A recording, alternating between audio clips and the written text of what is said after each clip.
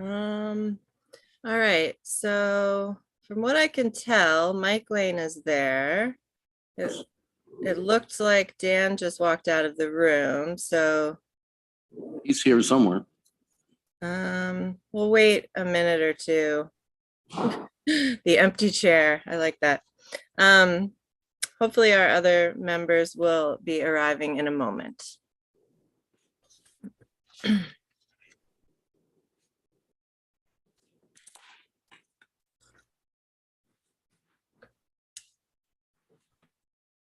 Okay, great. I see Dan is back and I see Greg as well. Excellent. All right, well, let's go ahead and get started. And I'll call this Government Operations Committee meeting to order. Again, I'm sorry I'm not there in person, but I'm getting better. So, and I know my colleagues will keep me in line if I start to veer afield. Do we have any changes to the agenda that anyone is aware of? All right, and I can sort of see you folks in chambers, but if you have something to say, just, you're welcome to sing out. Comments from the public? Did we get any? Kathy or Brittany? No, Amanda, we did not. This is Kathy. I'm covering Brittany today. Okay, thanks, Kathy. Okay, no comments from the public. Let's go ahead and approve the minutes of July 7th, 2022. Greg moves, seconded by Travis. Any comments or questions or corrections? All right, seeing none, let's go ahead and vote. Mike? Yes. Dan? Yes. Travis? Yes. Greg? Yes. And I'm yes, so thank you. All right, moving on to Jay Franklin and the Department of Assessment. We have a couple things to discuss. Hi, Jay. Welcome. Good afternoon. Hello, everyone. I like your very bright shirt. That's very summery. Oh, thank you. It's a beautiful day. You got to be bright. That's right. All right, well, so let's see. We have a resolution to start. And why don't we go ahead and move it, and then you can talk to us a little bit about it, Jay. The termination of Town of Covert Shared Services Agreement. Somebody want to move that? Greg moves, Travis seconds, and go ahead, Jay. All right, so a little bit of background. Way back when in 2013, we were approached by the Town of Covert to try to help them find an assessor. They were sharing an assessor with 4 other towns. That assessor wasn't going to be reappointed, so we couldn't find anybody for them. We gave them probably 8 to 10 names, and the supervisor's wife used to work with 3 or 4 of my people in my office in a private appraisal firm. And they said, hey, wait a minute, why don't you all try to do this? Can you take this on? There is a provision in the real property tax law for allow for a town to contract with a county. This was really unique in that it wasn't the county that Covert was located in. So we provided this assessment function for them. It worked great. They were able, through the same cost, be able to have a full-time assessment office with multiple people being able to be there. It helped us out because it helped us have a part-time position, which we could kind of flex. When we added 1,600 parcels, we didn't need another person. There was an incremental work that was added in that we could just assume into our other work. Now that's not the case. The real estate market in Tompkins County and in Covert is very active, very exponentially active. And the amount of work that we're going to have to take in the next few years is just something that we can't do outside of our own office. So we need to make sure that we have the ability to assess as accurately as we can in Tompkins County. And in order to do so, we have to relinquish that work out in the town of Covert. So this resolution, if you pass it, would be notifying them. We have a 6-month out in the contract, but this would allow us to finish the 2023 assessment roll and be able to give them enough time to be able to find another assessor to come on. We'll transfer all of the data we have. We digitized a lot of their information for them. So, they're definitely in a better place than they were. Especially if you remember back when we took over, if anyone was on the ledge, the day before the town picked up all of the records at the assessor's office, there was the devastating fire in Ovid that took out pretty much a city block, including the assessor's office and all of her records for the town of Covert. So we started with nothing, but we're giving them back a lot more than we got. So. All right, thank you. Questions or comments? Mike Lane, I think. Yes. Jay, we've been kind of proud of the fact that we had this shared service with Covert. I think we mentioned it in our reports on shared services that we've done for the state. Have you discussed this with Covert? Are they aware that this might be coming? What's going on? Yes, we did discuss this with them. Irene had a good conversation with Mike Reynolds, the supervisor out in Covert. We're trying to work through some names that we have from our recent retirees that may be able to help them out. And quite simply, at the next legislature meeting or at the next GO meeting, I'm going to be coming back asking for a change to how we do our assessment function here as well. With year over year sales, we're looking at about a 25% overall increase in the real estate market from last year. And that's just looking at properties that have sold multiple times since COVID has started. The amount of work that we're going to have to undertake if we want to stay at 100%, I doubt we simply can't do it. So to let the cat out of the bag, next GO meeting, I'll be coming back asking for a triennial assessment cycle. I would need at least 6 more fully trained appraisers in order to reappraise all of the properties we would have to do at the increases that we're looking at. So to even just manage our own office, I don't want to say it's impossible because we can do whatever we need to do. But in order to be as accurate and as equitable as I think we all expect from my office, we need to regroup. All right, thank you. More, Mike? Yeah, I was just going to say,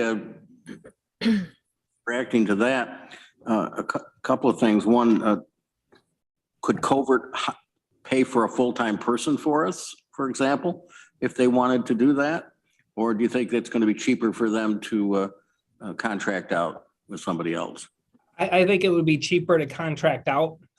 They increased their pay in order to take us on because I wasn't going to provide that function at a discount to them. They needed to pay what our actual costs were. They could, but if the assessment function isn't highly regarded in most towns and isn't funded to the level that it really should be. So I could go back to them and say, we need more money. You would have to double our contribution.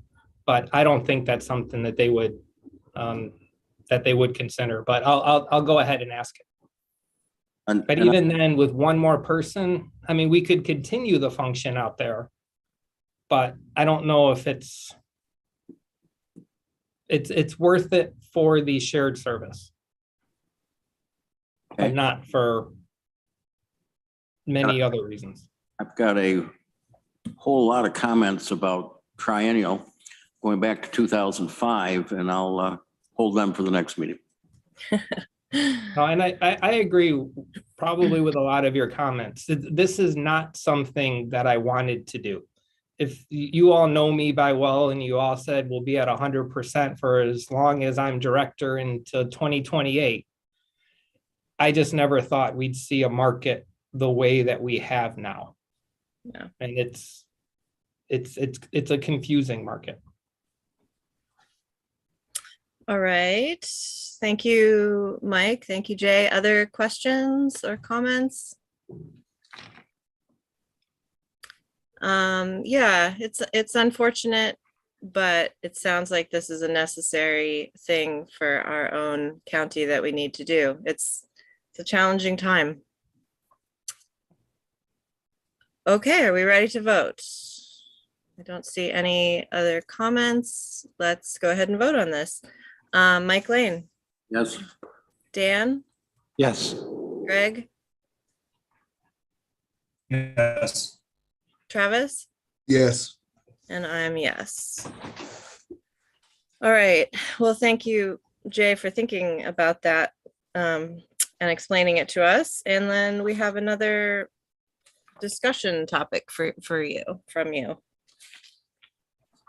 So I wanted to bring all of the real property legislation that you'll be seeing. And I kind of wanted to do it now because who knows at what timetable it would be delivered to the governor's desk, and at which time she could sign it or veto it.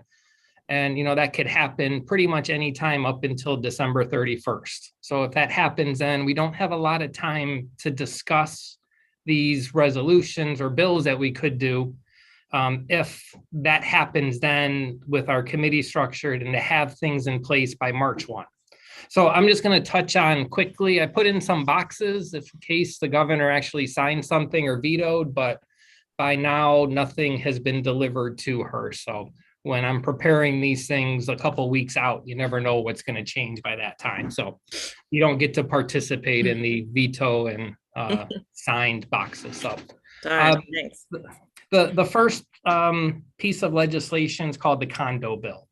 So as it currently stands, when I assess a property that is a condominium, I have to value it as a whole.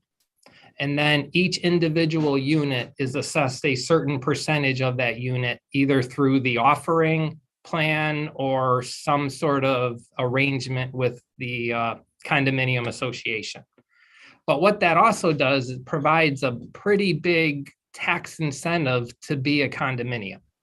If we look at the Valley House condominiums down there, they're probably selling in the 400,000s, but they're assessed at, I think, 186,000. So about $93,000 a bedroom. So that's a pretty big incentive. But part of that was put in, the history behind this is big apartment buildings in New York City were being converted to a condominium form of ownership. When you just change the ownership, did the value of the bricks and mortar get more valuable? I don't think so. The bricks and mortar are still what they are. So this is a double-edged sword here. There is an equity issue, but there's also trying to encourage condominium development here within Tompkins County. I think when you're looking at, does it look like a true condominium? Then this sort of tax arrangement fits. But in some areas of New York State, they have condominium associations for McMansions on 5-acre lots. If it looks like a condo, treat it like a condo. If it looks like a single family house, treat it like a single family house. So on this one, I think it's kind of a wait and see kind of thing. If you were to pass this and allow me the ability to assess condominiums at their market value, I think you would cripple any sort of condominium development happening here in Tompkins County. But, that's my opinion. And obviously it's up to you all to determine what you want to do on this one. I think I saw Mike Lane's hand. We can take one at a time if there are questions about each one. So Mike. I was very glad to see this bill passed because I don't think I agree that it's going to stymie condominium development.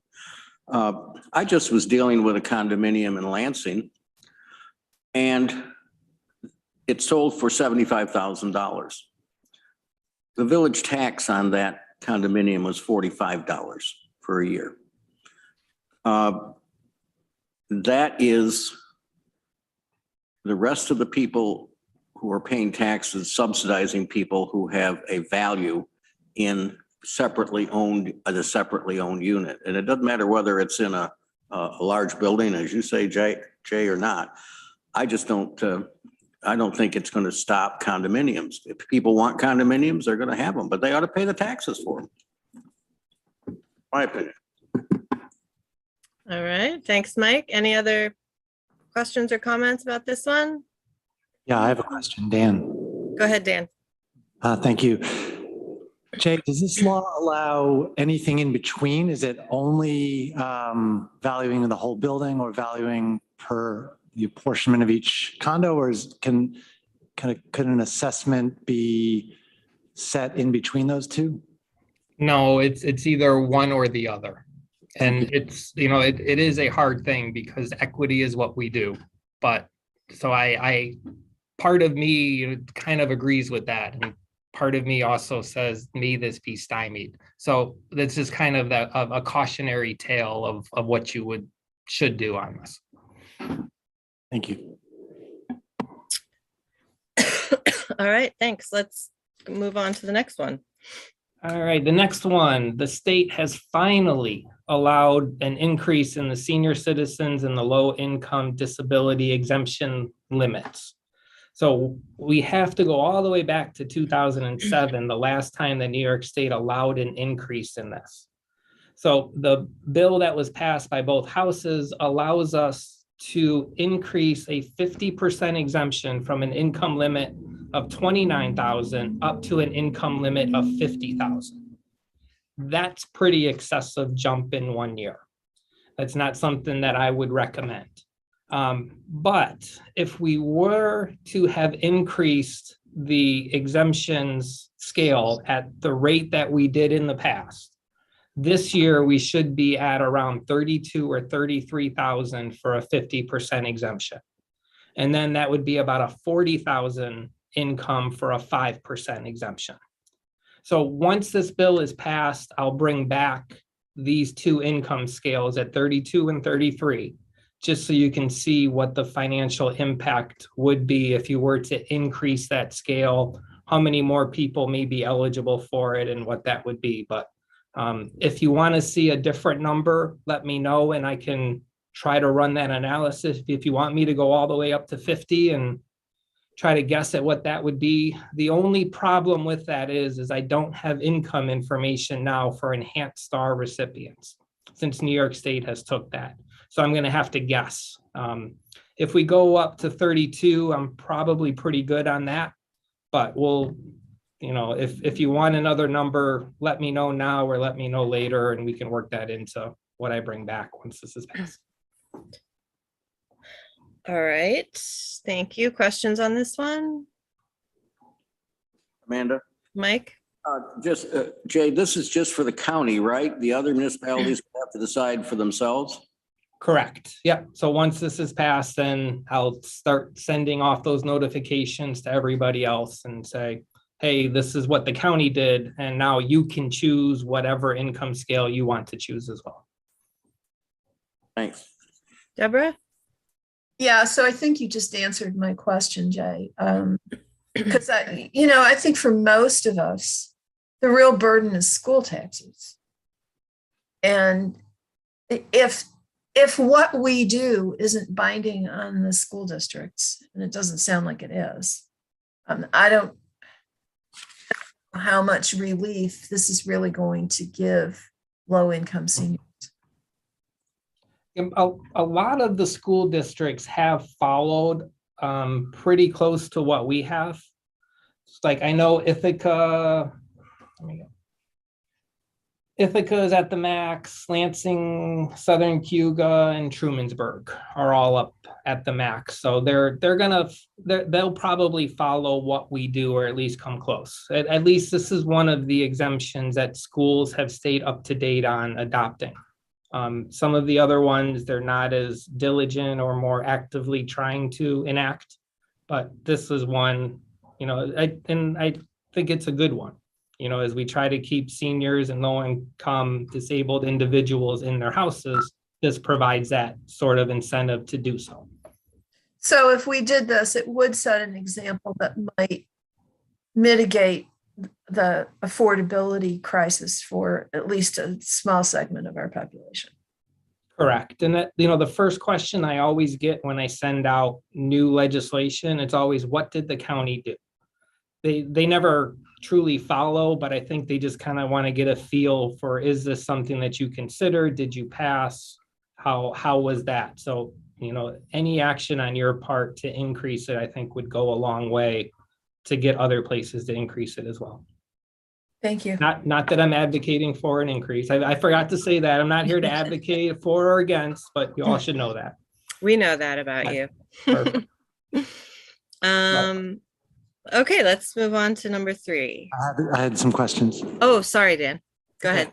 2 questions. So first of all, I just want to make sure, I think I know, but this is for seniors, low-income seniors or low-income people with disabilities. Is that correct? They're not for seniors with disabilities. Correct. There's 2 different categories, but you can only get one exemption. So if you're disabled, you stay in the disability exemption until you turn 65, and then you move into the senior exemption. Thank you. And then my other question was in your bottom paragraph of this, when you talk about the M at 32,000 or M at 33,000, is that minimum? Is that what M means in that case? M would be your maximum income to receive a 50% exemption. And then the other scales that go from 45 to 40 are all determined by the law based upon you setting that 50% exemption figure. Thank you. Okay. Anything else on this one? All right, now moving on. All right, so this next one is one that I've received a lot of communication on, and you have as well. So we were going to ask New York State to pass an exemption that we could offer for volunteer fire fighters and ambulance workers, but New York State beat us to the punch. And after the 27 individual county exemptions that are out there, they decided to finally pass one that all counties and then towns could opt into. So once this is signed, this would provide a 10% reduction with no cap. The only thing that gives me pause is that we would need assistance from that community in order to verify who would be eligible for that exemption. That kind of cedes my authority to somebody else to determine who gets an exemption. I don't know how I feel about that. I think I can work with that person. It's just more ceding the authority from the position. I think the individuals can figure it out, but that's not something that would cause you not to pass this. We'll make it happen. There are some other decisions, if you want to continue to provide this to a surviving spouse who died in the line of duty, you can offer that as well, but hopefully we don't have any of those. I think Lee had said there was only one instance of that in the last time that he could think of. So, but once that is signed, we'll bring it back. I'll work with our Department of Emergency Response and see if there's a way they can help verify this. Or at least, I'd feel more comfortable if someone inside the county would review the list and help me sign off on it. All right, questions about this one? We've definitely heard some communication about this, so it's good to see it's moving along. Okay. Next one. Next one, there's actually 3 bills that were passed, all about pilot notifications. So the first set requires the IDA to notify taxing jurisdictions when a pilot is going to expire in 2 years. So that's a notification for that. Whenever a pilot wants to contest their assessed value, they have to notify the taxing jurisdictions at least 45 days prior of doing so. And finally, the IDA needs to confirm that the taxing jurisdictions know that projects were approved. So these may be things you'll be hearing through PDAC or through another committee with the IDA and more requirements. But since they do affect me somewhat, I wanted to highlight them to you as well. Great. Questions on this one? I don't see any. Go ahead. All right, so what was not included was we had a request out for a conservation easement. After the town of Danby had their request passed, we put in a request. Ours, the Committee of Local Government wanted to fit us into the same town exemption, which would provide an exemption for a termed easement. So there would be an exemption for a 10 to 25-year easement. When we had this discussion, we only had wanted to present an exemption to a easement in perpetuity. Right. So after this discussion, it was something that couldn't happen this year, but I do have a meeting set up with the local government committee on September 15th. Jordan Lesser from Assemblywoman Kellis's office set that up. So we'll be meeting with that. I just think they got confused on our structure here in that we're more county centric in the assessment function than towns are. So we'll be back with that once we hear where that goes. Great, thank you. I don't see any questions on that. Last one. Yep, last but not least, I wanted to let you know the state is dealing with a court case right now regarding their new solar tax assessment calculator. As part of the 2021-22 budget, the state was directed on creating another solar calculator to help assessors value large-scale solar installations. New York State did a very poor job on this calculator. It's coming up to about a value of about 25% of what the true market value is of these arrays. Every variable that went into the model to reduce the value, New York State took advantage of that, which is perfectly fine, except to advertise it as trying to come up with the full value of the system just is very misleading. I've seen enough of these appraisals done for financing for our purposes here, which it's about $1 million per megawatt, depending on if it's tracking and, fixed access or not. It's going to deviate a little bit here, but they're coming in at around 206,000 per megawatt. It just doesn't make any sense. But a couple of towns in Schoharie County, I believe, sued New York State. They got a temporary restraining order to limit assessors from having to use this calculator. But after discussion with our tax certiorari counsel, the values that I have on the roll are reflective of this tax calculator. All of our solar arrays are in pilots here in Tompkins County, so it doesn't necessarily affect the overall taxes, but there is a small change in the fire district. The court case doesn't center around the actual formula. It's whether it was adopted correctly as a rule through their procedures. So our counsel felt that they met the requirements. And you can always, we didn't want the court case to drag out, have tax bills go out with a higher amount and then have to refund that amount. So we went with the more conservative approach that went with what the calculator was, but we'll see where that comes out. So, but that was the least damageable approach. All right, questions on that one, Deborah? Yeah, thank you. So are we assuming that the reason that they structured this the way they did was because they wanted to encourage solar development? Yeah, I mean, that's one, but I think the bigger part of that to encourage it is rather than having to deal with so many different rural assessors who probably don't have the expertise to do a discounted cash flow analysis, and then to also try to negotiate pilots amounts with various towns, school districts, and counties. Not all counties are lucky like ours that our IDA will take on a uniform solar policy. So just trying to negotiate all of those different levels of government was burdensome to the solar industry. So this would hopefully provide a consistent approach across the state that they would know what their taxable value and what their taxes would be going into it. So in theory, it's a good concept. In theory, this is also what we did 3 years ago when I worked with NYSERDA to help create a solar calculator.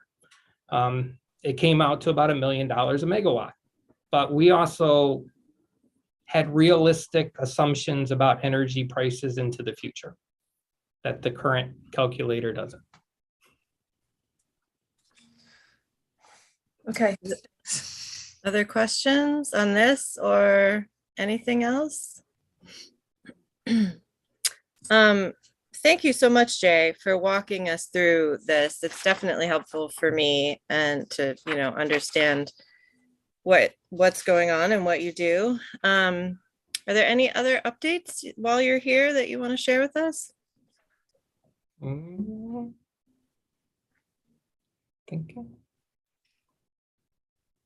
No, I think we're good. We're just starting tax bill prep.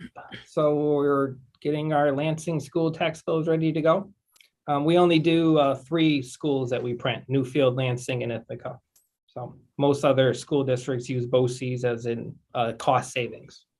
Right. But I think Newfield, Lansing, and Ithaca wants the increased customer service. So they go with us. At least that's my opinion. Well, you do I have think good Tammy's customer service there, so. Yeah. No, I think Tammy's great. So she keeps them going. But no. All right. Well, thank you so much for spending some time with us and enjoy the summer afternoon. Sounds good. We'll be back next month with the bigger topic. All right. All right, let's move on to administration. Speaking of shared services, let's talk about that. Lisa.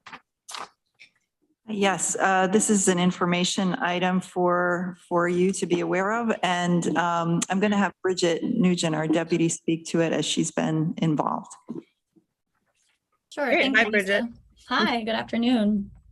So I believe it's on packet page 25.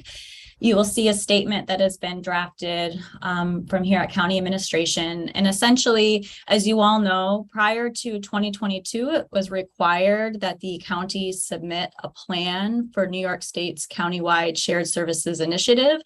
And this is an effort to come up with initiatives and projects that are shared across municipalities that demonstrated real property tax savings for constituents.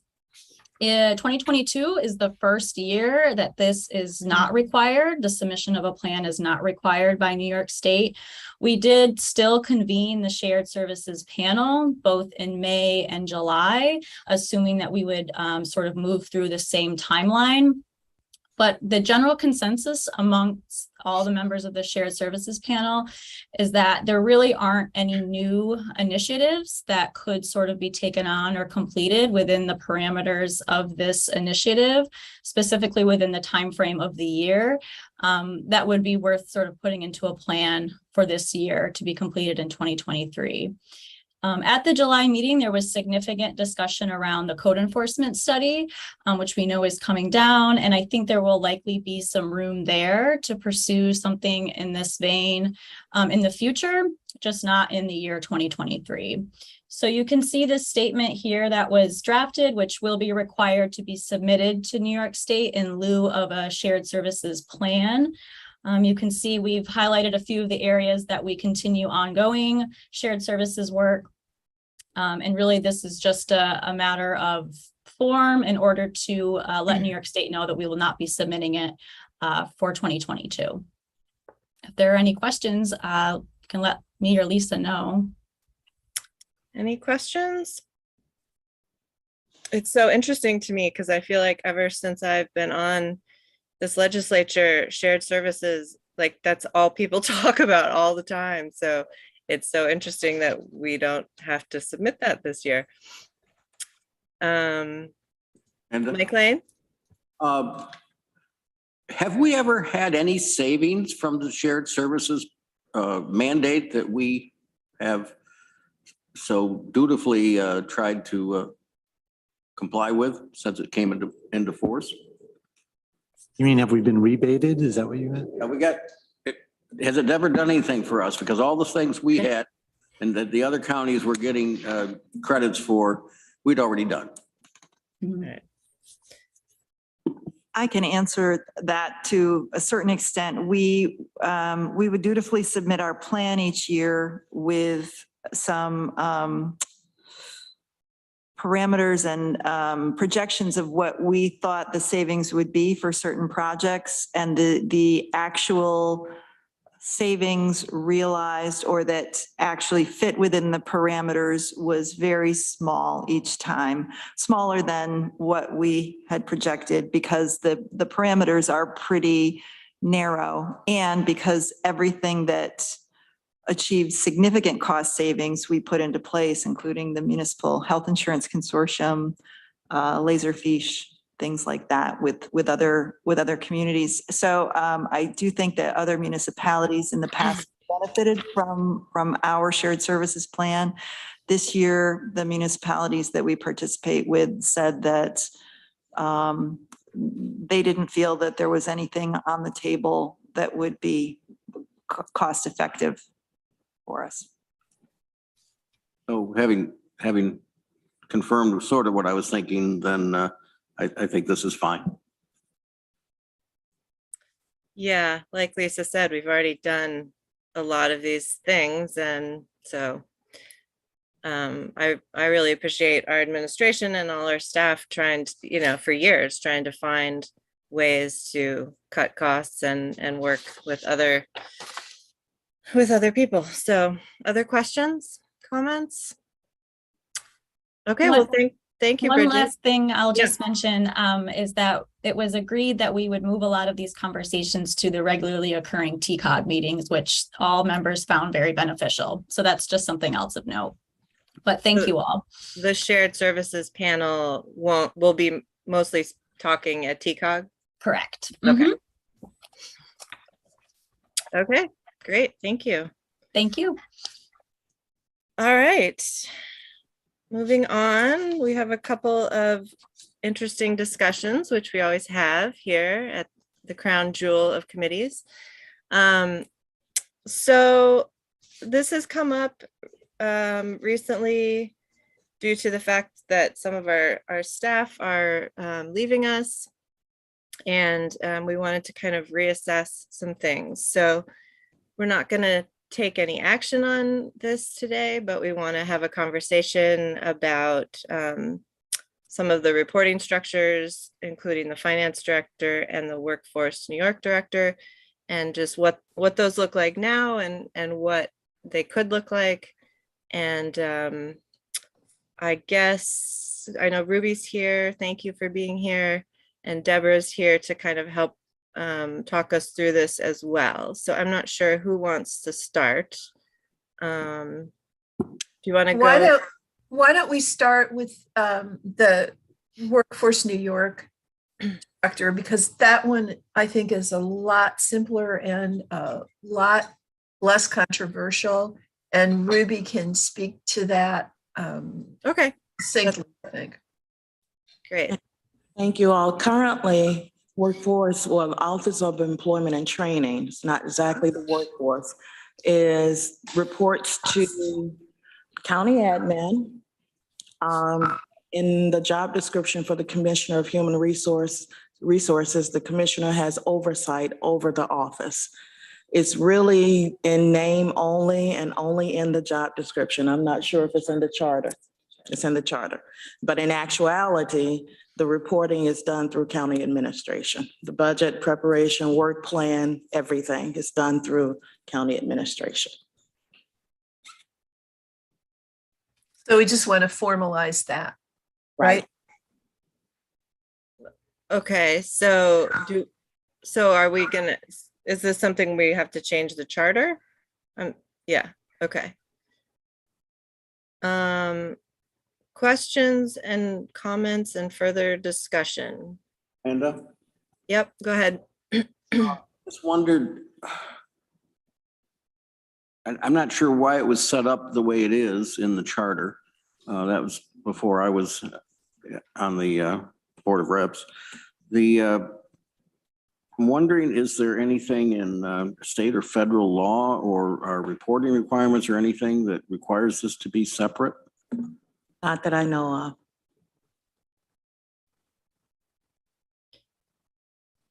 I'm looking at Kathy. I agree with Mike. I think there was a reason why it was separated out, and one reported to the Human Resources Department and the other reported to the county administration. It's one article in the charter. The Office of Employment and Training is considered a division of workforce development. Okay, so maybe we need, A legal opinion? yeah, Bill to either do a little more research on that before we make a final decision. And I think we'll have to have some other steps. If we're going to change the charter, obviously we're going to need public hearing and all of that. But do you have any thoughts at the moment, Bill? I do not. I'm assuming this was worked out for a good reason once upon a time. We just have to figure out what that reason was. And if it's changed. It's always a good reason when you're in the moment, right? You think it's good. Okay, so what would the next steps on that be then, Ruby? Or Bill? I would imagine in the county attorney's hand to figure out why it was done and if those circumstances still exist. Okay. Okay, you willing to work on that, Bill, and then come back to us with any updates? Yes, I'll be happy to. Great. Greg? If there's no real substantive reason to not, I mean, does it make sense to just have that change put together and presented at a future meeting if we're all relatively in agreement, so that we don't have to, keep. Yeah, definitely. I think yes, I think so. Unless Bill comes up with some, bigger reason why we can't do this or we shouldn't do this. I guess I'll lean on Bill and Kathy to work out the next steps in terms of resolution and public hearing and how we go ahead and set that up. But I guess, Bill, if there is some other bigger reason that we need to discuss further, then you should come back to us with that. Deborah? Yeah, I think the reason that we're going to be discussing this now is that we're going to have to post Jackie's job and we're going to have to post Rick's job. And in the job description, as I understand it from conversations with Ruby and Lisa, it's a good idea at the very least to be able to explain to candidates what their reporting chain of command is going to be. Right. Okay, so ideally by the next meeting, we will have some more definitive answers. Does that work for folks? Okay. Okay, anything else on that one? All right, let's talk about the position of the finance director. Deborah, do you want to jump in? Sure. I mean, I gather from conversations that we've had in committee and on the floor that this is kind of a perennial issue. There are lots of pros and cons to having a finance director who reports directly to the legislature versus a finance director that reports to the county administrator. And this issue is, of course, ripe for discussion yet again, because Rick is leaving us and we're going to be posting for a new finance director. I know that Mike Klein has strong feelings about why this position should be a direct report. So I'm going to let him address those, as I know he will. From the opposite perspective, we've had a recent issue that got elevated to the legislature because there was disagreement as between the county administrator and the director of finances to how it should have been handled and who had the final say. I know there have also been instances where there have been complaints from other departments about something in the relationship between that department and the finance department, disagreement about how it should be handled. In an instance like that, again, the county administrator is kind of hamstrung as to how to reach a compromise or an agreement about how something should go forward, because the county administrator is not the boss of the finance director. So that's a problem. And then I think the other problem that we've had, at least in the few years that I've been in the legislature, is that we on the legislature are generally not experts in finance. And now we're fortunate that we have Rick, who's really good at explaining stuff to us. But we really have to take a lot of this just on trust, because we don't have the expertise to understand what he's telling us and whether it's right or wrong. And please understand, I'm not suggesting that Rick ever misrepresents or misleads or misdirects us in any way. But we have to plan for the future when we don't necessarily have Rick. And the question is, do we really have the expertise to supervise what Rick does? It's not my impression that we do. So that, those are just some of the reasons why we might want to reconsider the reporting structure for the finance director. And I'm not pushing this one way or another. The point is that the time is ripe for us to reconsider this perennial issue, because we will be posting this position shortly. Great. Thanks for sort of laying that out for us. Let's hear what folks want to say about this possibility. Mike? Well, first of all, I would disagree with Deborah's when she says this is a perennial issue. I've never heard it before. Jason Molino was our county administrator. And there's no secret that the former county administrator was very interested in consolidating authority into his office. And we've seen that. And we've seen the size of the Office of Administration enlarge greatly. I'm not saying that's necessarily bad, but I think we need to have checks and balances. That's why you have in many counties elected treasurers, which is not a great situation. It's why we have an elected New York State comptroller.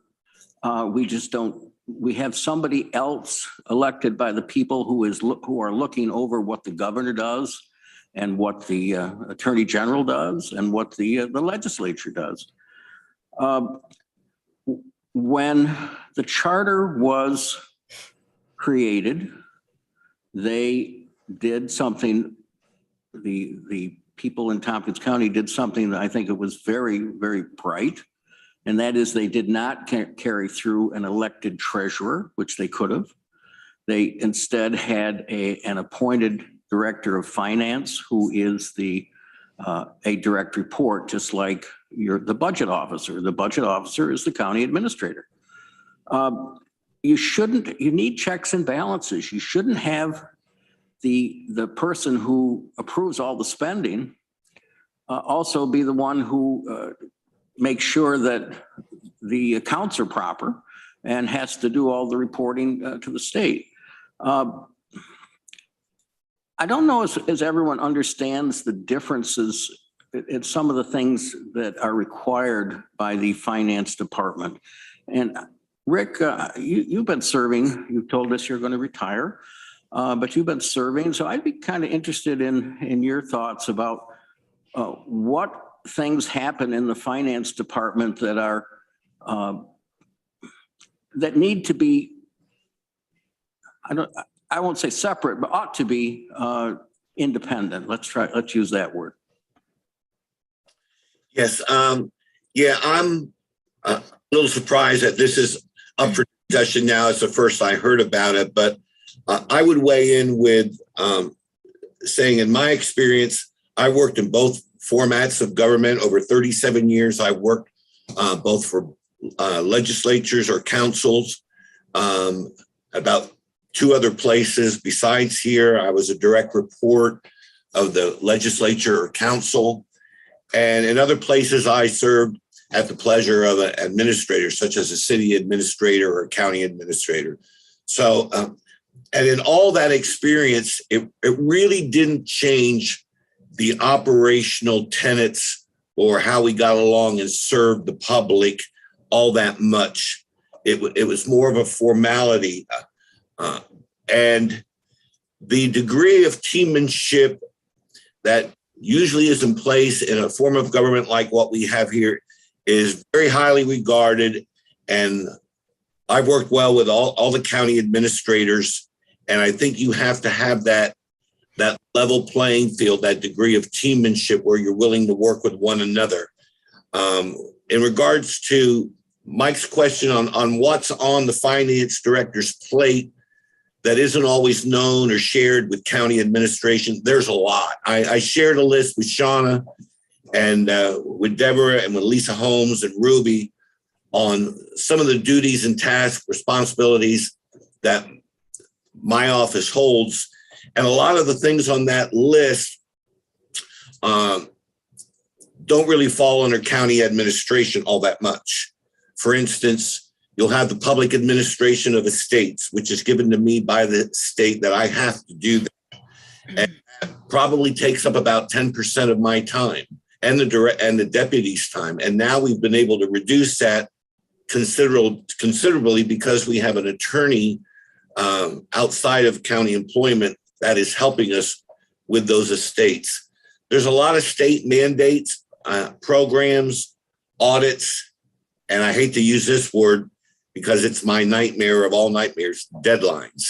And state-imposed deadlines that force our financial calendar and how we run our office according to what's due when. I have to have certain reports for the Tompkins task to the ABO office by a certain date electronically. I have to have their budget by October 31st of each year.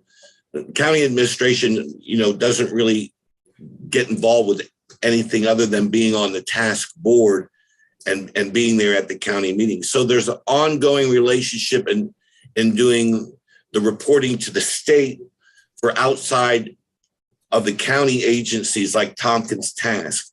Another one would be the IDA and the TCDC. I'm the bookkeeper for that. I do all the checks and all the receipts and disbursements for those 2 organizations. Up until this year, my staff and I were heavily involved with doing the books and all the finances for the consortium, which is now independent from the county. I spend very little of my time now that they have a full-time finance manager, executive director, and other employees.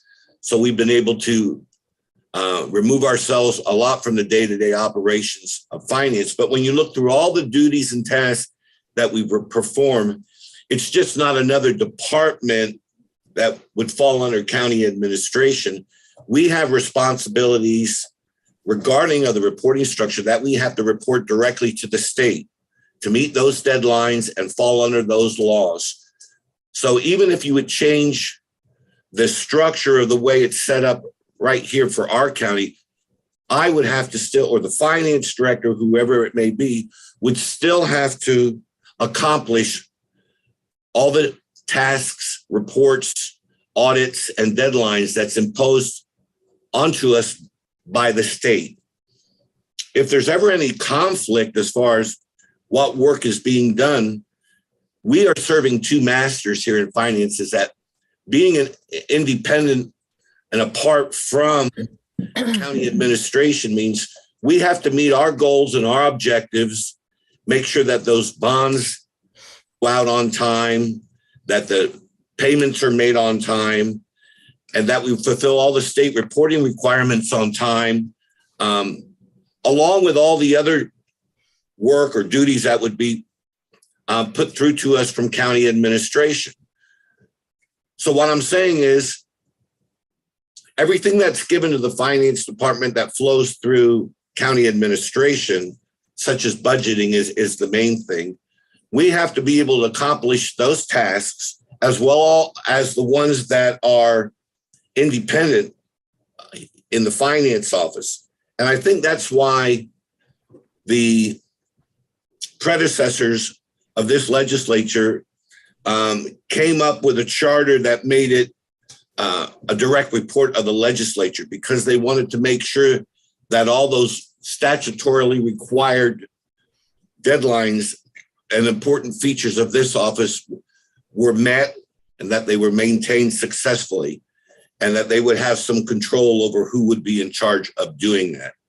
So I'm very much a strong proponent of the independence of the finance director position.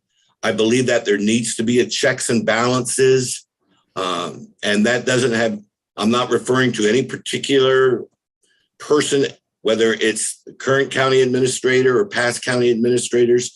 It doesn't have anything to do with who happens to be the county administrator at the time. I think it needs to have the independence and the checks and balances so that in reporting to the county legislature, you have a second set of eyes, a second opinion, and a second, financial executive that you can rely upon on giving you the facts.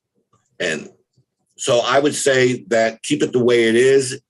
Try not to tamper or fix something that's not broken. You need to keep that independence and those checks and balances in place. And I'd even go as far as to say that the best mark of a finance director, as you begin to look outward, is pick someone who's totally apolitical. I think if I've asked anybody who's been a legislator since I've been here, you would never know or ever guess or have a hint as to what my own personal political feelings or what pulls upon my heartstrings, because I have never mentioned it, and I never would. And I think that's a hard quality to find, but you need a finance director who is totally apolitical and will not weigh in on any of the political issues. It's a black and white job. It's a numbers job. You have to have that kind of mindset. So I hope that answers what Mike was saying. I'd be willing to share with all of you what I shared with Shauna and Lisa Holmes and Ruby Pulliam, Deborah, on what some of those duties are. And I can elaborate more, but I think that's enough at this point. I'll answer any questions that you might. Thank you. Thanks, Rick, for that perspective. Thanks for commenting, Rick. I see you, Deborah, but Greg, you had your hand up a little bit ago. Did you? No. I think that it's definitely an interesting discussion. One thing that I was thinking about in terms of, what Deborah said about, the legislature not necessarily being qualified to oversee a finance department. I definitely agree with that. I feel like we need to make some changes for ourselves. We have 4 direct reports, and, we kind of have been trying for the past several years to do regular performance reviews, but, seems like something always gets in the way. I feel like we could do a better job of, working more closely with those direct reports to address any issues that they're having with their staff, or, help them with whatever they're needing. So I feel like that could be a better change that we could make. And, you know, I've thought like that, you know, each year or each term, there would be a couple of legislators who could sort of focus on each direct report and work with them more closely. That was just one random idea. But okay, that's just my thought for the moment. Deborah and then Greg. Yeah, I want to thank Rick for laying out all those issues that his office deals with separately and apart from administrative matters that the county administrator oversees. That's really helpful. And I guess my main concern, I mean, we're going to have to figure out a better way to evaluate our direct reports across the board, that's for sure. My real concern of late arose because of the recent disagreements that we had about how the finance department handled a couple of issues. They were thorny issues for sure. And what ended up happening, at least in one instance, was that, you know, that the disagreement was brought to the legislature in an executive session. And it seemed to me that we kind of substituted our judgment for the judgment of our professional staff in order to try to resolve that issue. And that's something I really hate when we do that. We've done it a couple times more recently with respect to other recommendations that were made by professional staff or an independent commission. I really just hate it when we do that. I hate it when we have to do that. So I'm hoping that regardless of where we end up on this particular issue, if we continue to have an independent finance department, that's fine. But I want us to have a process for resolving conflicts that doesn't involve the legislature substituting its amateur opinion for the decisions and recommendations of our professional staff. So Yeah. that's really all I have to say about that. Noted, Deb. Thank you. Greg? Yeah, I along sort of Deb's vein is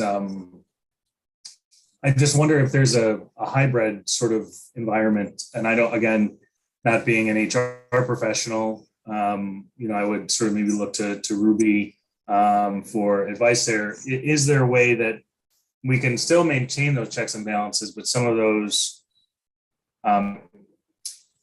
departmental administrative functions that, you know, make more sense to be handled by the professional staff? I mean, I don't think my colleagues are giving the collective 14 of us enough credit, but I do think that there are many instances, especially with the number of lawyers we have on our legislature.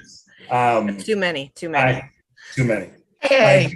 I do think it's better, you know, some things are better handled by the professional full-time staff that are living in this arena. So I don't know if there's a hybrid environment. You know, I hear Mike's thoughts and probably align with many of those. Rick, I hear what you say and appreciate that. But just don't know if there's a way, because I do think that as a legislature, we struggle, the 14 of us, to be effective managers of direct reports. And that's a challenge that, you know, the chair and vice chair have to sort of conquer. And then the 14 of us have to collectively support and get around. So I don't know what the best solution is, but I think it's good we're having the discussion. And I wonder if there is some sort of hybrid environment where either we get better at our administrative functions or we share those with the county administrator. Yeah, thank you, Greg. I kind of had wondered that myself about not so much having the finance director position itself under county administration, but some, I think it's the staff and issues that might come up with staff, that there has to be a way for HR and the finance director to kind of have some, I'm sure they do already, but collaboration in dealing with staff or staff issues, something along those lines. Dan Klein. That's really what I was going to ask. First of all, I just want to start by saying I lean pretty heavily towards keeping the structure we have now, although I am open to the discussion, still open to thinking about it more. But really, I think the checks and balances is pretty crucial when it comes to money. My question is this. I know that if there's an employee in a department, let's say in the highway department, the department head has a lot to do with how to deal with some situation I'm having with an employee, but ultimately it is the county administrator, sort of has the final say, maybe for lack of a better word, with all the employees. How does it work with an employee in the finance department? I don't know the answer to this. So if there's some situation, some problem, does Rick is the one that does the finance director get to resolve it? Does the administrator get to resolve it? Or is that unclear? I'd like to hear any thoughts about that. Rick, you want to respond? Yeah. Every place I've worked, it's been a little bit differently, but everything that's our employee and our staff do that falls within HR guidelines, we follow also. In other words, we don't have any separate policies or rules that are separate HR policies apart from the general HR policies that go about.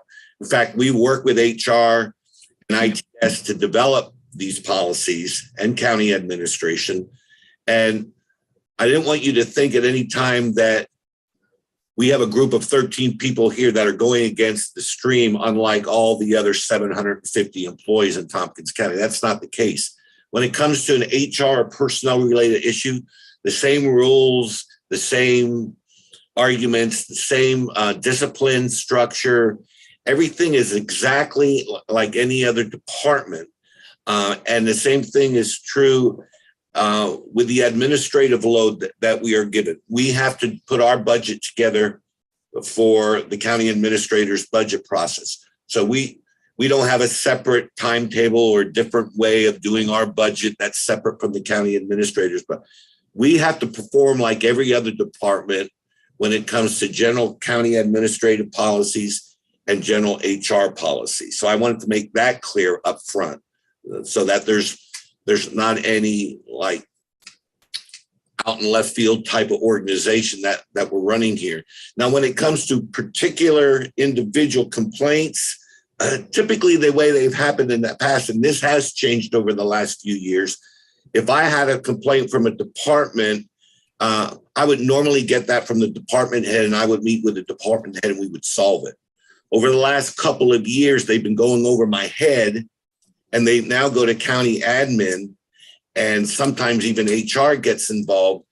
And a lot of times before I even know about the complaint or can even investigate or look into it at all for any one of my 12 employees, I'm having to hear it from the HR commissioner or the county administrator. That changed over the last 2 or 3 years. Hang on one second, Rick. And I just want to, I just want to say that it's Rick, more hang on effective. 1 second. It sounds like the power just went out in the chambers. So hang on a I'm second. sorry. Let's give them a second.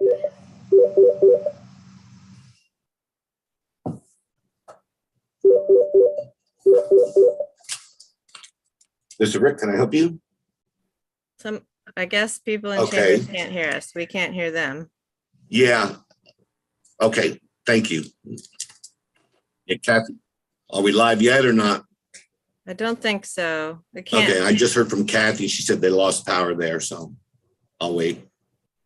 Yeah, let's just. Now, hang what's on. going on in the city? They're losing power right and left. Yeah, it happened the other day, right? Yeah. All the traffic lights were out for a while. We had the outage here at admin too, but You hear us? can you still hear me? we We can can- hear you, I Dominic. can hear you. Dan? Okay. Yeah, we just Yeah. couldn't hear Travis. I think Travis was trying to talk too. Oh, I was on mute. Yeah, it was pretty bad from Enfield all the way down. And just the other day, Monday, power went out on these two. Well, and I know a couple of days last week, the traffic lights, some of the traffic lights Yeah. on 15 were out, which was a real dumpster fire. Dan or somebody in chambers, can you hear us? Can they hear us?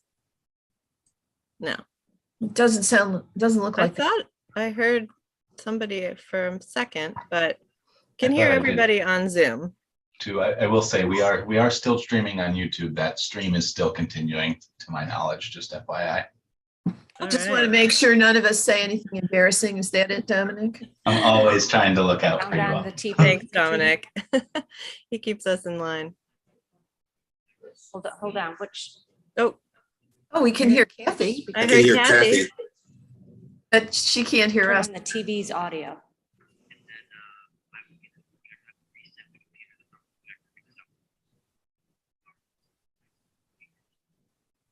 So she's trying to figure out how to do it. Hold on. Can you just Dan join the Klein is audio? calling me. Hi, Dan. Can you guys hear each other? Yeah, we can hear each other. Okay. We cannot hear you, and you cannot hear us, I assume, right? Oh, now we can actually. We can hear you. You can hear us now? Yeah, Back up. Okay, I guess we're back. you just hung up on me. No, we're not. No, no.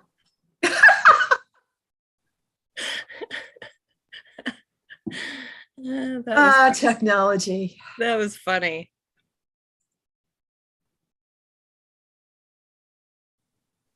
You hung up on me. Oh, wait, now you're completely gone.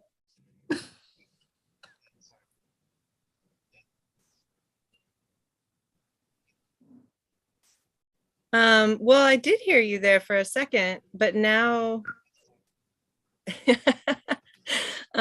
now I only see the one box for legislature chambers. And Rob Henry says everything except the speakers in the legislature are working. So he's resetting that computer. So why don't we just go ahead and take a 5-minute break and we'll check back in with you all in 5 minutes. Sounds like a plan. Okay. Thanks, Dan. I think we got her. Can you hear us, Amanda? Oh, now I can, but I can't see you.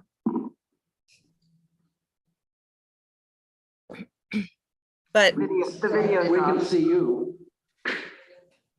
We can hear you. yeah, there you seem to be Okay, back. it looks like everything's back to normal. Okay, there's only one of the legislature screens, but I guess that's okay. You guys can hear me? Yes, we can hear you fine. Or should we go ahead and try again? Yes, I think we can continue. Okay. Okay. Well, that was exciting.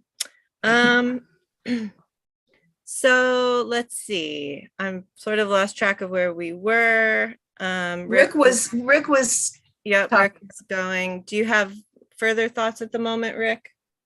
I was just saying it's changed over the years. Departments used to know that they could come to me and I would, act on their behalf to try to resolve issues between a finance issue with an outside department. That hasn't worked as well over the last couple of years. I think maybe because we have a lot of new department heads, and I think county administration, HR has gotten more involved in interceding in those issues. And but typically, the finance director, addresses those complaints first, before they go anywhere else. And naturally, if I can't do that, it would go to HR and or county administration. I think that's where I'd leave it on that issue. Going back, one other issue that you had mentioned, a couple of you on, whether there would be a hybrid type of situation which would be comfortable to analyze and look at going forward. One of the things we do now that helps considerably is that I report to two boards, or to two committees, to the GO committee and the budget committee.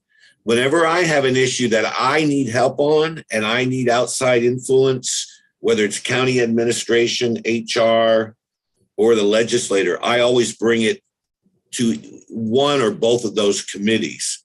So I very rarely act in any policy or deviation from the standard quo unless I bring it to those committees. So in one respect, I'm reporting to two committees already. That kind of gives me an ability to have a team of people that are my authorities and the county administrator and the HR commissioner that we resolve and work on. Well, I mean, there's been dozens of issues, over the last 9.5 years, that we have been able to successfully work as a team through the committee structure. So that is kind of like a hybrid already. Most of you know already that whenever I plan to be away or need direct advice from any one legislature, I usually go to the head of the budget committee, whoever that is in any given year, as I seek that person out as one of my bosses. And I also go to the head of the legislature to inform them of my whereabouts, if I'm going to be away for any length of time, et cetera. So, and that's worked fairly well. I've never had any complaints in that regard. So there already is somewhat of a hybrid structure there where we all are brought together to meet and discuss important changes.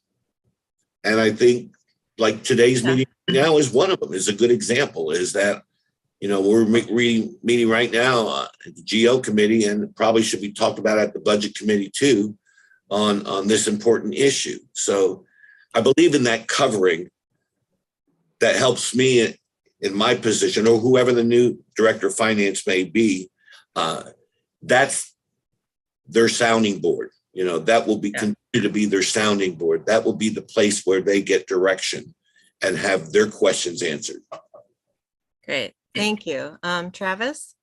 Amanda, excuse me. Yeah. Can we pause the meeting for just a minute? We have to change the audio to go back to what we had. Let's take a moment and then you're up after that, Travis.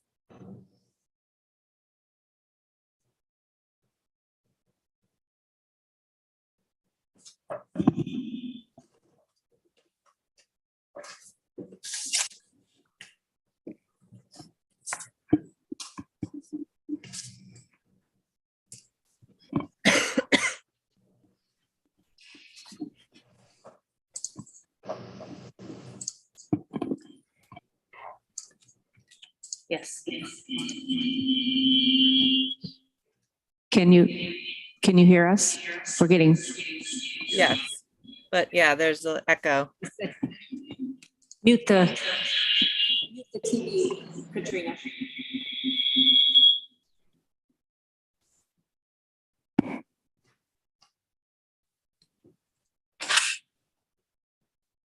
Fully disconnected.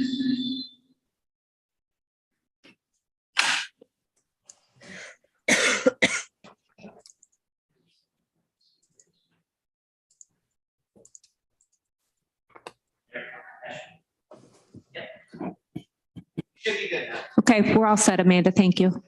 Sure. Yeah, thank you for figuring it out. Can you hear us, Amanda? Yeah. Can you hear me? No. Rob? Can you hear us okay now? Yes. Okay, Amanda, we're all set now. Thanks. Okay. Can you hear me? Yes, we can. Okay. All right, let's go to Travis. So I like the idea of some sort of hybrid model, at least. I respect the idea that, the finances need to be kept separate. I get that. I think that an independent.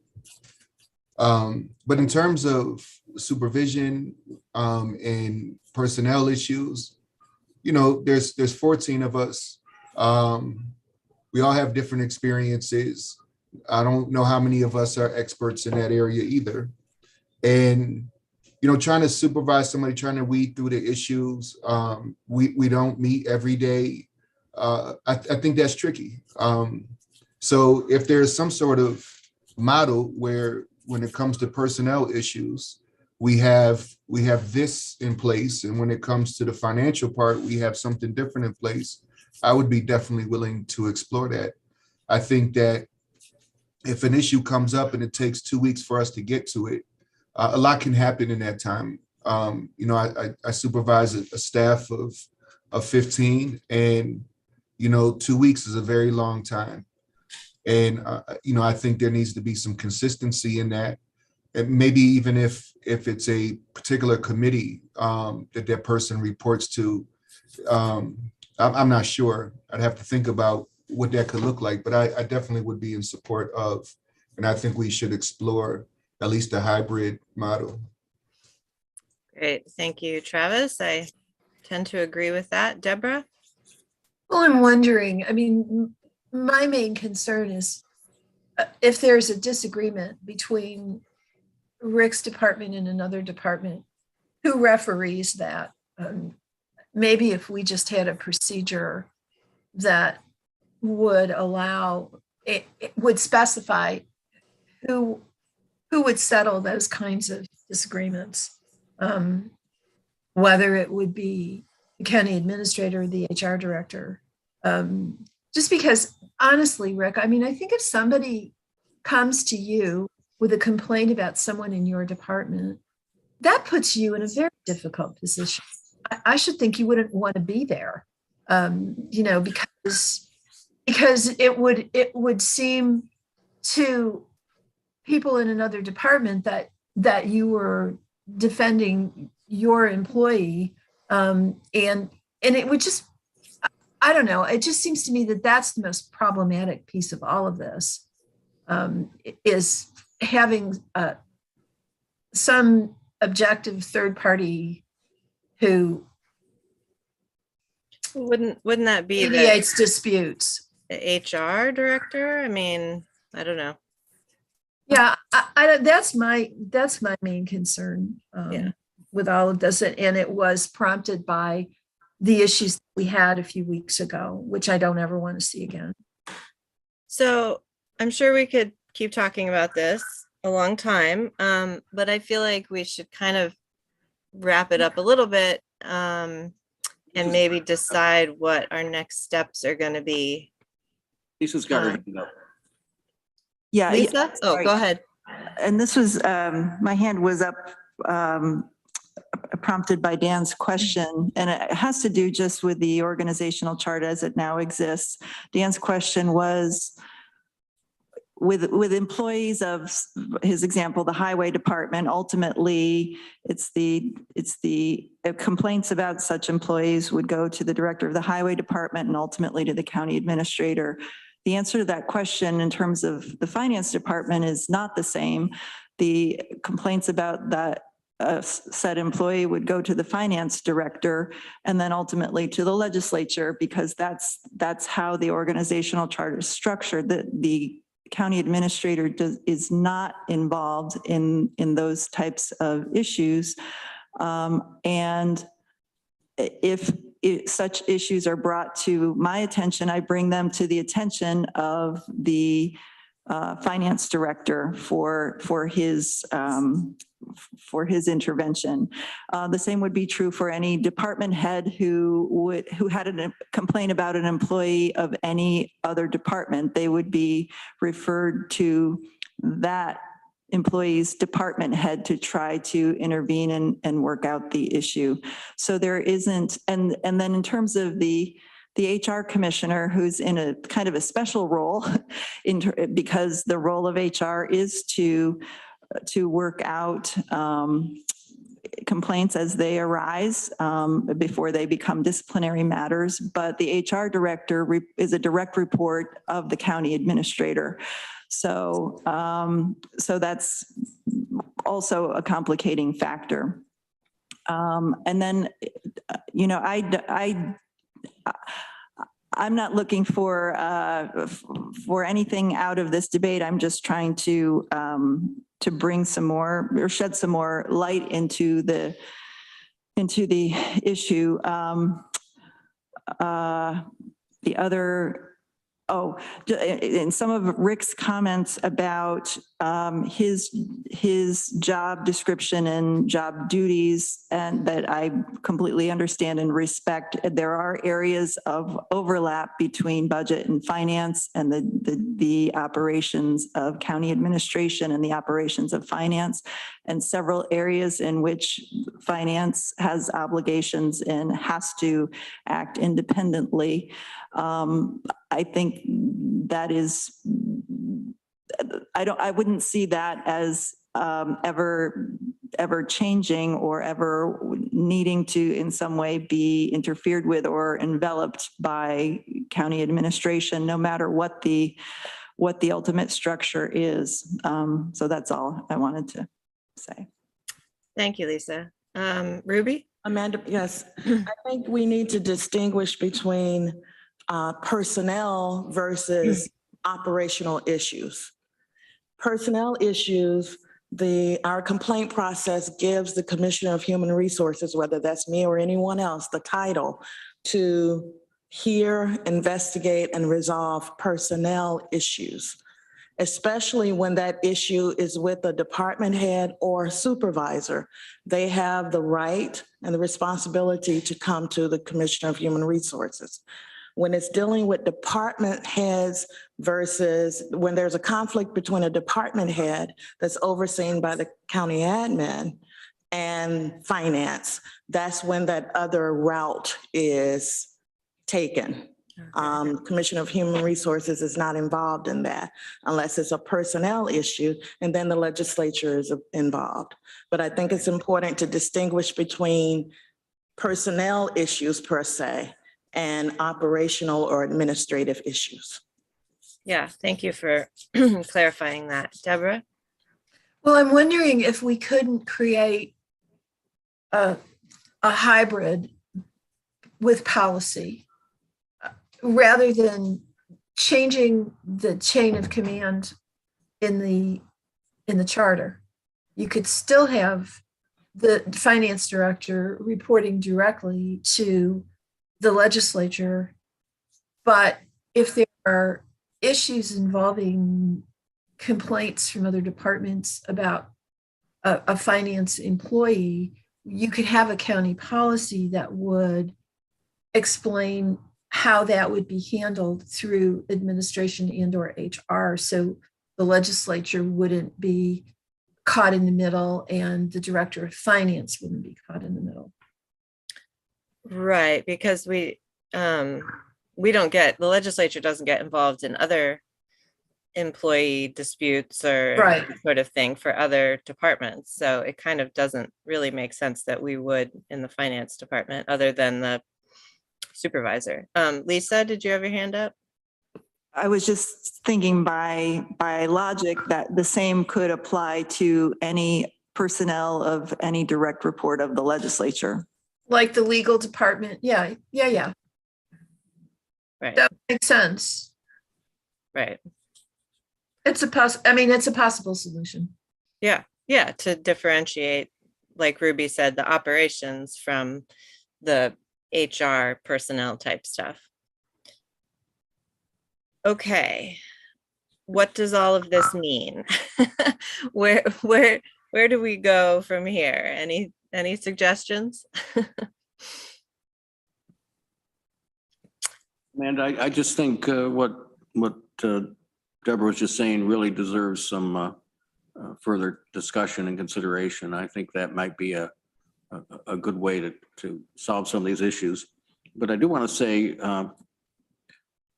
yes, we had an executive session to resolve an issue, but we're the legislators and the buck stops with us, and that was our job. I don't really have a problem with that.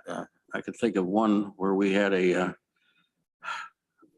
county administrator and a county attorney both recusing themselves, and we had a serious issue, personnel issue that we had to resolve at the legislature level. That was no fun either, but the buck stops with us sometimes. Yes, it does, Mike. So, so this isn't a conversation with the whole legislature, although everyone had the opportunity to attend today if they wanted to.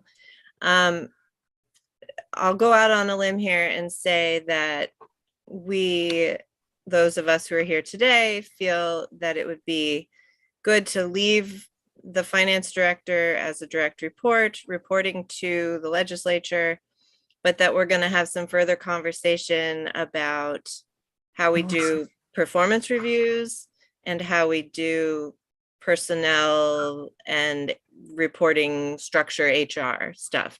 Is that a decent summary? Travis is nodding, Deborah's nodding. Yes. Mike, okay. May I suggest adding HR and operational or HR and administrative stuff? Okay. So that means that we don't have to do anything about changing the job description to post the finance director position, and we can have further conversation about this in the next 1 or 2 GO meetings. Does that make sense? Maybe a policy proposal. And maybe a policy proposal. Okay. All right, other thoughts? Okay, good job, team. Even with the power outage. Okay, thanks everyone for your input. Thank you, Rick. Thank you, Ruby. Thank you, Lisa. It's an interesting conversation to have. I'm glad we've had it. Let's move on, and hopefully we won't lose power again. Mr. Legislator Klein wanted to talk about parking again, so I'm gonna look to him to see what thoughts he had and what else we want to talk about parking. Thanks. I'll try to keep it shallow because this can be really deep. There was before the pandemic, we were having, and well before, for many years, I guess, an HR department employee would go out and patrol the parking lot and, leave notes for people and stuff. And then it seemed like that disappeared during the pandemic. And then it reappeared recently. So all I want to do is sort of ask about it, make sure all the legislators know about it. Not too long ago, I forgot to I was parked in the Sears Street parking lot, and I had stopped putting up my little placard during the pandemic, and so that's how I knew that we were being patrolled again, because I got one of these notices on my car, which is the other thing that I want to bring up. I feel like it's got a kind of harsh tone to it, and I don't know, maybe that's something that is necessary to. If we're really serious about it, we don't want anyone parking in that lot that isn't an employee. So those are the two things I wanted to bring up. I just wanted to hear a little bit about, are we now being patrolled, the parking lot's being patrolled every day? And then also has everyone seen this parking violation note, and are they all comfortable with it? All right, good questions.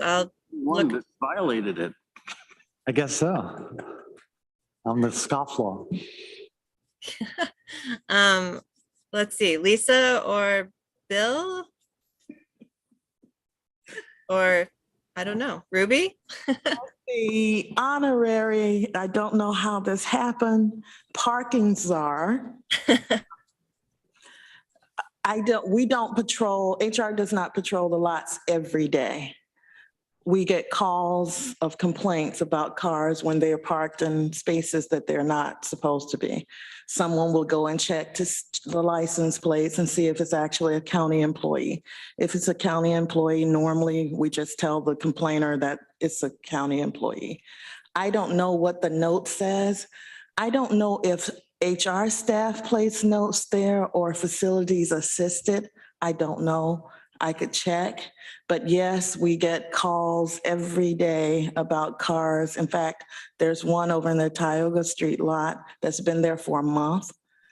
So yes, and there was one in this lot for a couple of weeks. So yes, that does fall upon HR upon complaint.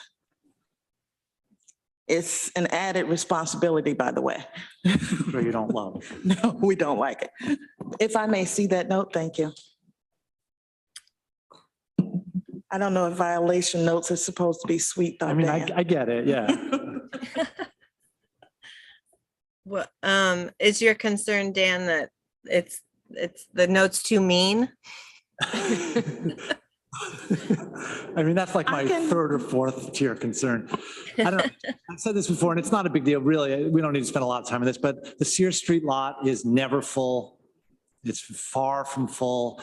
And I just, personally, I would rather see us just relax about it and let people park there. And if it ever does become a problem where it's too full, then we'll need to shift in that stance. But at the moment, there's tons and tons of room there, and that's all.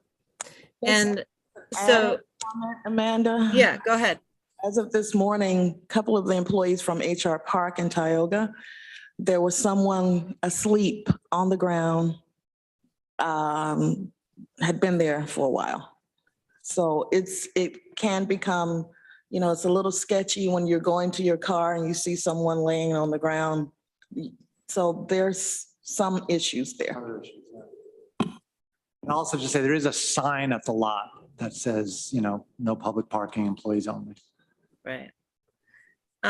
So do you have a sense, Ruby, of how many of these notes are being given out in a week or month or? No, I don't. I don't even know who's placing them, whether it's HR staff or facilities. I can give we can count by the week. We have at least 15 to 20 called complaints about parking spots. So it is a major responsibility of HR. Yeah. Well, I think I would agree with Dan that,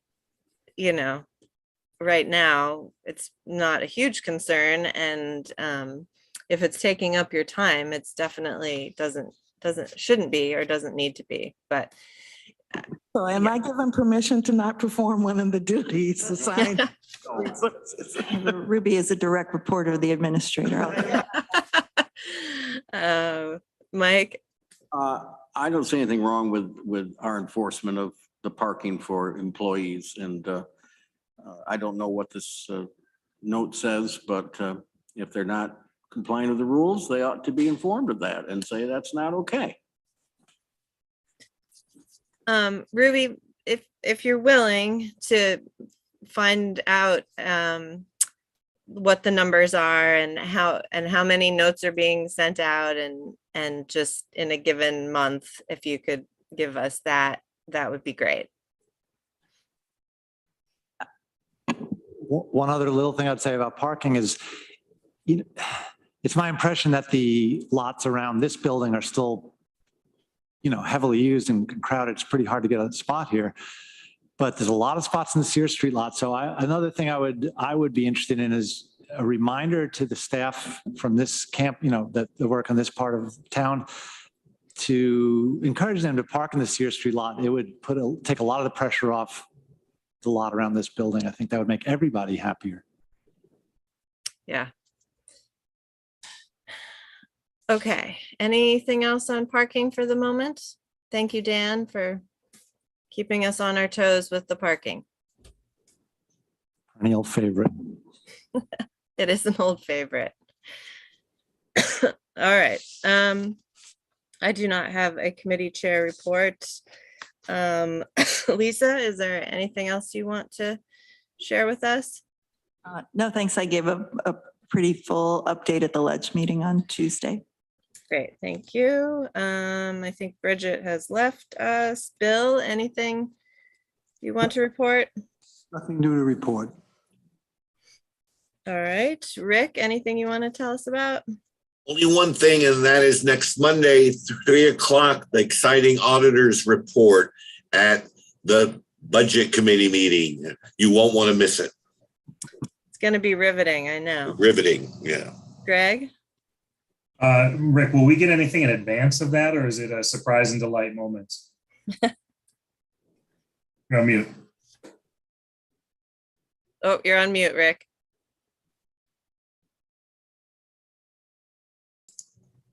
Within the last 5 minutes, I've got our third version of the auditor's reports, and it's called the final preliminary draft, which I will be sending out an email to all legislatures within the half hour.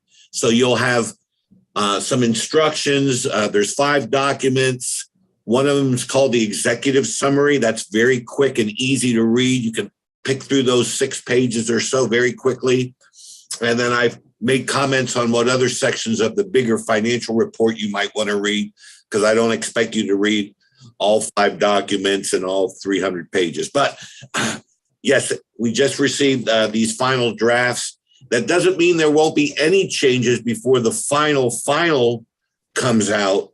That won't happen until after next Monday's meeting, because it allows all you who show up at that meeting to suggest changes or pick out errors or, make comments that we can still incorporate into the final report. So yes, this email will be going out to all legislators within the half hour. Great, thank you. I'm pretty sure that Greg is going to read all 300 pages because he has nothing else to do with his evenings. So if we got to write them, you ought to have to read them. That's yeah. Dominic, anything you want to tell us about? I just wanted to thank Rob for his troubleshooting in legislature chambers. He's been doing an excellent job, and streaming of meetings has been going really, really well. So thanks to the legislature for supporting that full-time media production position. We've had a lot of success there, and we're about to embark on more of the work under our translation management that we've talked about into several different languages, county materials, website, etc. Legislature passed that policy last month, and we are full steam ahead on implementation of that, and we'll update you. There's Rob giving a thumbs up with the camera. Thanks, Rob. And so, yeah, things have been going well in that area, and that's been taking up a significant amount of time. We'll also have some videos of our different departments and the services that they offer translated into several languages, which was one of the requests from many of the community partners who work with those populations. So that's a lot of the work that's going on right now, and that's all I have. Great, thank you. Yeah, and thank you, Rob, and thank you for fixing our meeting today. All right, anything from committee members that you want to bring up? Going once, Mike? Amanda? Yes, briefly, and I intend to bring it up at budget and personnel as well. Serving on the search committee for the library director, the second rendition of that, they have been asked to do that, and I'm pleased to help. We're running into that issue again of it being a civil service position. And I can't help comparing it to, for example, the president of the TC3, whose position is not civil service.